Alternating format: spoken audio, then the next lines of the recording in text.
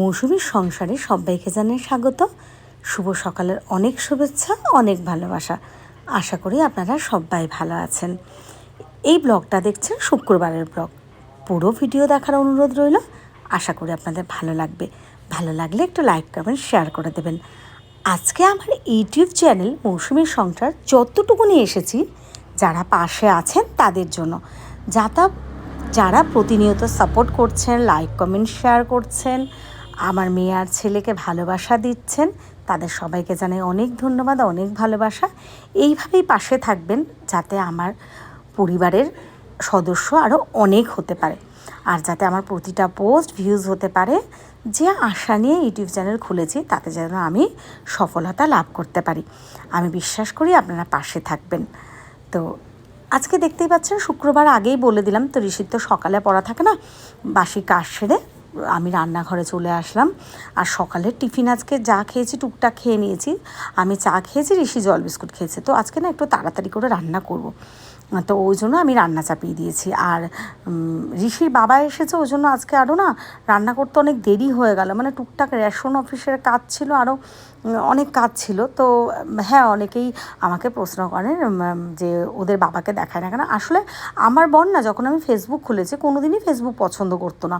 এটা আমার ভালোবাসার জায়গা, আমার সম্পূর্ণ। পরে আস্তে আস্তে তো এটাকে আমি একটা কাজে লাগিয়েছি, সেটা ফেসবুক হোক বা ইউটিউব হোক, তার জন্য তার ভিডিও থাকে না। কিন্তু যেহেতু আমি কাজগুলো সারি বা আসে যায় অনেক সময়, সেটা তো আমাকে বলতে হয়। আর এমনিতেও সত্যি কথা বলতে কি, ঋষি বাবা একটু অন্যরকম মানুষ। তো দেখুন, সংসারে থাকতে গেলে যে যেমন তার সাথে অ্যাডজাস্টমেন্ট করেই সেইভাবে চলতে হবে।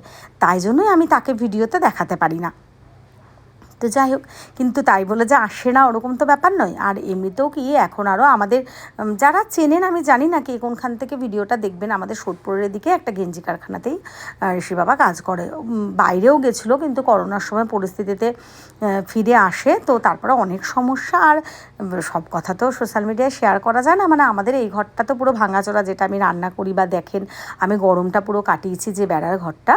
আর এখন কিন্তু দালান ঘরটা পৌরসভা ঘর নিয়ে করেছে, কিন্তু যাকে কন্টাকে দিয়েছিল ঘরটা খুবই বাজে করে দিয়েছে। ইভেন আমি প্রত্যেকটা ভিডিও তুলে দেখাই, এখনই জল পড়ে, ফেটে টেটে গেছে, সারা রান্নাঘর মানে কিছুই কমপ্লিট করতে পারেনি। তো যাই হোক, এইভাবে কষ্টে দিন চলছে। ওই যে মেয়েটাকে সবসময় এনে রাখতেও পারি না। ছেলে থাকে ঋষিও সেভাবেই অভ্যস্ত হয়ে গেছে, আর মেয়ে যেহেতু ওখানে থাকে ও ওইভাবেই অভ্যস্ত। যাই হোক, একটু ডিমের ঝোল বানাবো, তো একটু পেঁয়াজ কেটে নিলাম, টমেটোও ছিল, একটু আদা কুচি করে নিয়েছি, আর একটু হালকা করেই রান্না করব। তবে হ্যাঁ, একটু কিন্তু দেবো, মানে যেটা আমি খাই না, লঙ্কা, কাশ্মীরি লঙ্কার গুঁড়ো কিন্তু অবশ্যই দেবো। এটাই আর কি। তো রান্নাবান্না তো একদমই, মানে যখন আমি ওটা ছোট শর্ট ভিডিও নিই, তখন হয়তো ওটাকে খুব মানে একটা কী বলে, স্পাইসি যে টাইপের, মানে ঝাল তেল মশলা এরকম করি। কিন্তু নর্মাল রান্না একদমই আমরা ভালো খাই না। রেস্টুরেন্টের খাবার যেটা খাই, কিন্তু বাড়িতে যে রান্নাটা হয় সেটা কিন্তু খুব হালকাই খাই। আর বিশেষ করে সেদ্ধ, মানে নর্মাল ভাজা, এগুলো কিন্তু বেশি ভালো খাই। তো যাই হোক, একটু ডিম বানাবো, একটু কাশ্মীরি লঙ্কার গুঁড়ো কিন্তু আজকে অবশ্যই দেবো, যাতে একটু কালারটাও ভালো হয় আর ভালো লাগে। তো পেঁয়াজগুলো ভেজে তার মধ্যে আলুগুলো দিয়ে দিলাম। আলুগুলো কিন্তু আমি আর আলাদা করে ভাজলাম না, ওইভাবেই ভেজে নিয়েছি, দেখতেই পাচ্ছেন। কিন্তু হ্যাঁ, খেতে কিন্তু ভালোই হয়েছিল। যে খুব তাড়াতাড়ি রান্না করেছি বলে খেতে যে একদম বাজে হয়েছে ওরকম কিন্তু ব্যাপার নয়। তো টমেটো ছিল, একটা টমেটো না, একদম খারাপ বেরিয়েছে। আসলে কী করবে, দোকানদার দাদাদেরও তো দোষ নেই। জিনিসগুলো আনতে বিক্রি হতে হতে তো এত গরমের মধ্যে জিনিসগুলো তো নষ্ট হয়ে যায়। তো ভেতরটা দেখলাম পচে গেছে। ভেবেছিলাম দুটো টমেটো দেবো, তো ছোটো ছোটো, তো একটাই দিয়ে দিলাম। আর এদিকে ডিমটা ভাজা বসিয়ে দিলাম এই ফ্রাইং প্যানে। সেদিনকে আলু ভেজেছিলাম, কিছুটা তেল আছে। তো আমারই না একটু ভুল হয়েছে। আসলে কি, ঋষি বাবা ছিল অনেক দেরি হয়ে গেছে, অনেক কথা, অনেক কাজের, ওই কালকে রেশন অফিসে যেতে হবে, ছেলে মেয়েকে নিয়ে কি বায়োমেট্রিক, মানে হাতের টিয়ে লাগবে। ঋষি যেমন সই করতে পারে, যদিও এখানটা সইয়ের ব্যাপার নেই, তবু ওই জন্য ছেলে মেয়েকে নিয়ে যেতে হবে। সেসব একটু আলোচনা কথা বললাম, আরও সাংসারিক অনেক কথাই থাকে। এই মাসে রেশনও নাকি ঠিকঠাক তুলতে পারিনি কোনো সমস্যার জন্য। তো যাই, এসব কথা বলে অনেক দেরি হয়ে গেছে রান্নাঘরে আসতে। তো দেখেছেন, কালারটা কিন্তু বেশ ভালোই এসেছে, তাই না? খেতেও কিন্তু ভালো হয়েছিল। তো আমি এদিকে রান্নাবান্না করে তাড়াতাড়ি স্নান করে নিলাম। আর এদিকে ঋষিকে বললাম, ঋষি তুমি একটু খাবারের জায়গাটা গুছিয়ে নাও। মানে কি, ওই ঘরে টেবিল, নালে এই ঘরে, মানে ওই ঘরটাও প্রচণ্ড গরম, এই ঘরটাও প্রচণ্ড গরম, কোনো ঘরে থাকার মতো এরকম নেই। তো ঋষির খাবার গুছিয়ে নিলাম।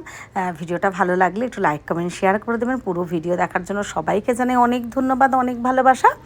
এইবার কিন্তু সন্ধ্যা হয়ে গেছে, তো ঋষি বাবা তো চলে গেছে, অনেকক্ষণ আগেই চলে গেছে, আবার কারখানায় ফিরে গেছে। তো ঋষির আজকে শুক্রবার সন্ধ্যাবেলা পড়া থাকে 7:30 থেকে, সায়েন্স গ্রুপ। ও পড়তে গেছে, এখন কিন্তু বাড়ি এসে গেছে, এখন কিন্তু 10:30-11টা বাজে। দেখুন এইবার কালুর সাথে কি আহ্লাদ করছে, বারণ করেই শোনে না। আর আমি তো বকি বলে কি করেছে, এটা কিন্তু নিজে নিজে ভিডিওটা করেছে, আমি কিন্তু তখন দেখিও নি। আমি মনে হয় ওই ঘরে কি কাজ করছিলাম, পরে বলছে মা তোমার জন্য একটা ডেলি ব্লগের ভিডিও করে রেখেছি। তা আবার ঠিক আছে করে রেখেছে, তারপর আবার কালুকে চটকাচ্ছে, এরকম করছে, বলাই আছে যে সাবান দিয়ে কিন্তু হাত দিও, নাহলে কিন্তু পেটান খাবে। জামাটা আবার জল ধোয়া করে দিলাম।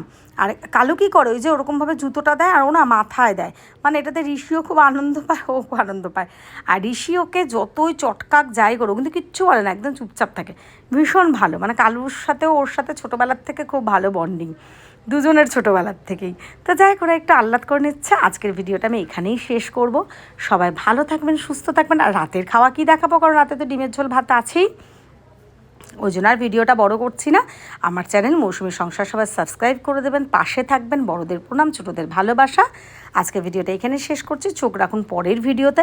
হ্যাঁ, আবারও বলছে, আপনারা ছাড়া কিন্তু আমি কিছু না, তাই আমার ভিডিওগুলো কিন্তু দেখতে হবে।